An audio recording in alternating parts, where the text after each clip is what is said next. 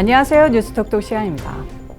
도널드 트럼프 전 대통령이 2024년 대선 출마 의지를 사실상 밝혀 관심이 모아지고 있습니다. 트럼프 전 대통령은 13일 폭스뉴스 인터뷰에서 차기 미 대선에 출마할 것이냐는 질문에 다른 선택의 여지가 없다고 답했는데요. 그는 미국은 선택의 여지가 없는 지경에 이르고 있다. 이는 수치스러운 일이라며 조 바이든 행정부를 강하게 비판하기도 했습니다. 트럼프 대통령은 바이든을 지도자로서 무능한 사람이라고 직격탄을 또 날렸습니다. 그의 행정부는 계속 포용과 함께를 외치지만 실제로는 그렇지 않고 매우 분열돼 있다고 꼬집기도 했습니다. 아프가니스탄 미군 철수도 다시 언급했습니다.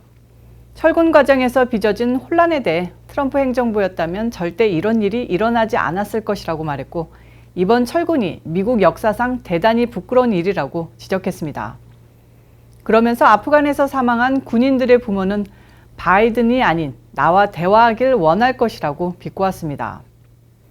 코로나 델타 변이의 확산 역시 바이든 책임으로 규정했습니다.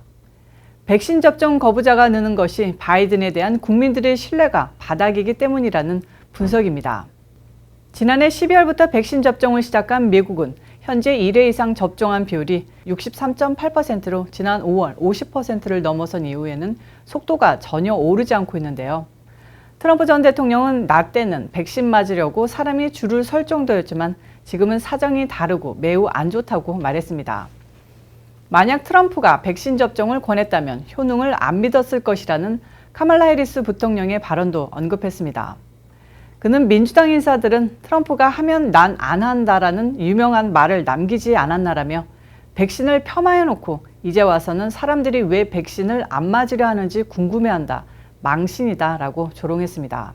한편 현 시점에서는 트럼프 전 대통령이 2024년 대선 출마 계획을 공식 발표할 것인지와 발표 시기는 언제가 될지는 불분명하다는 분석입니다. 하지만 선거 직후부터 결과에 불복했던 그가 다시 도전장을 내민다면 바이든 행정부가 뿌리내리기도 전에 미국의 정치판이 요동칠 것이라는 것이 여야를 막론한 공통된 견해입니다. 캘리포니아에서 오늘 현재 진행 중인 뉴섬 주지사 소환 투표에 전 국민이 주목하고 있습니다. 뉴섬 주지사를 말 그대로 리콜, 파면시키는 주민투표에 민주당은 바이든 대통령을 비롯해 유력한 정치인들이 총력전을 펼치며 뉴섬 살리기에 나서고 있습니다.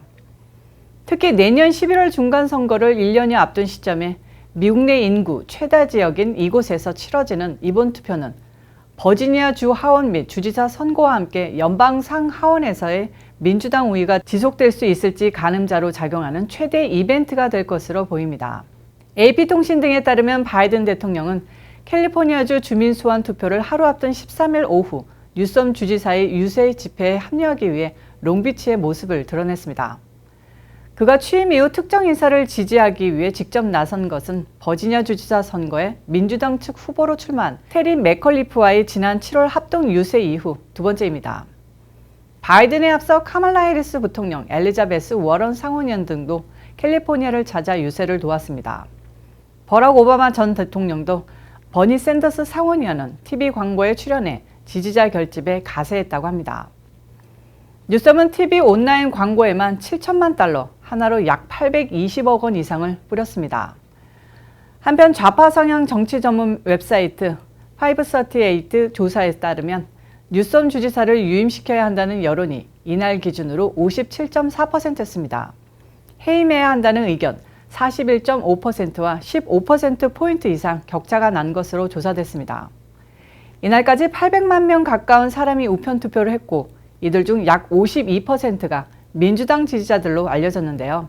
실제 결과는 나와봐야 알 수 있다는 것이 공화당의 주장입니다. 다음 소식입니다. 식품의약국 FDA와 세계보건기구 WHO 소속 유명 과학자들이 영국의 유명의학 학술지 랜셋에 기고한 글에서 일반인 대상 코로나19 백신 추가 접종, 즉 부스터샷이 필요 없다고 지적했습니다. 이 글을 쓴 저자 가운데는 미 식품의약국의 백신 전문가인 필크로스 박사와 메리언 그루버 박사가 포함되어 있는데요. 이들은 코로나 백신의 효능에 관한 각종 연구들을 검토한 결과 델타 변이 확산세와 상관없이 백신이 훌륭하게 작용하고 있는 것으로 나타났다고 주장했습니다. 또한 백신 접종률이 아주 높은 인구층에서도 바이러스를 전파하는 주요 경로는 백신을 맞지 않은 이들이라면서 백신 추가 접종 대신 백신을 아직 맞지 못한 사람들에게 백신을 접종하면 훨씬 더 많은 생명을 구할 수 있다고 지적했습니다. 이들은 또 백신 접종 완료자에게 추가 접종을 실시할지, 실시한다면 언제 할지에 대한 결정은 적절하게 통제된 임상시험 자료와 실제 현장 자료를 세심하게 분석한 뒤에 이뤄져야 한다고 목소리를 높였습니다. 보건법 전문가인 조지타운 대학교의 레리 고스틴 교수는 이들의 글이 일반 미국인들에게 백신을 추가 접종해야 하는지를 둘러싼 논쟁을 촉발할 것이라고 내다봤습니다. 저자들은 델타 변이가 전 세계로 확산한 이후 미국, 유럽 등 전 세계 연구 결과를 검토했으며 그 어떤 연구도 중증 발병을 억제하는 백신의 보호 효과가 감소한다는 근거를 제시하지 못했다고 썼습니다. 또 인체는 여러 층의 면역을 형성하기 때문에 항체 수준이 점차 떨어진다고 해서 전체적인 면역 효능이 꼭 떨어진다고 볼 수 없다는 입장입니다. 경증으로부터 인체를 보호하는 백신의 효능이 감소한다고 중증 발병을 막는 효과도 함께 떨어질 것을 예측할 수도 없다고 설명했습니다. 저자들은 추가 접종을 너무 빨리, 너무 자주 실시하면 백신 부작용 발생 위험을 높일 수 있다고 경고했습니다.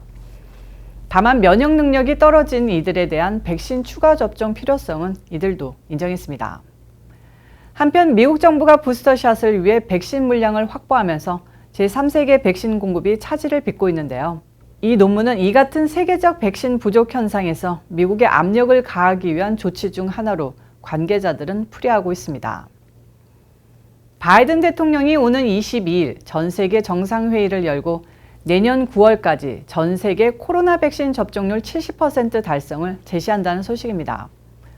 워싱턴 포스트는 자체 입수한 문서를 토대로 이번 회의가 세계 코로나19 정상회의, 팬데믹 종식과 더 나은 재건이라는 제목 아래 화상으로 열린다고 보도했습니다. 보도에 따르면 초안에는 유엔 총회가 열리는 내년 9월까지 세계 인구 중 최소 70% 백신 접종 완료가 포함되어 있습니다. 정상회의는 각국 정상은 물론 국제기구 수장, 기업인, 자선활동가, 비정부 기구 대표 등이 초청됐는데요. 백악관은 이번 정상회의에서 참가자들은 이들 목표를 달성하고 세계가 향후 보건 위협에 대응하는 데 필요한 야심찬 기획과 확고한 행동이 제시된다고 설명했습니다. 워싱턴 DC가 13일 세계 최대 전자상거래 업체 아마존을 상대로 낸 반독점 소송의 전선을 확대했습니다. 칼 러신 워싱턴 DC 검찰총장은 이날 수정에 제출한 고소장에서 아마존이 퍼스트파리 판매업자로 불리는 도매업자와 맺은 계약이 반경쟁적 효과를 초래한다는 내용을 추가했습니다. 아마존은 원칙적으로 도매업자로부터 상품을 도매로 사들인 뒤 이들 소비자에게 판매하는데 이들과 최소 이윤 합의를 맺습니다. 이는 이들 협력업체가 아마존의 최소 이윤을 보장해야 한다는 내용인데요.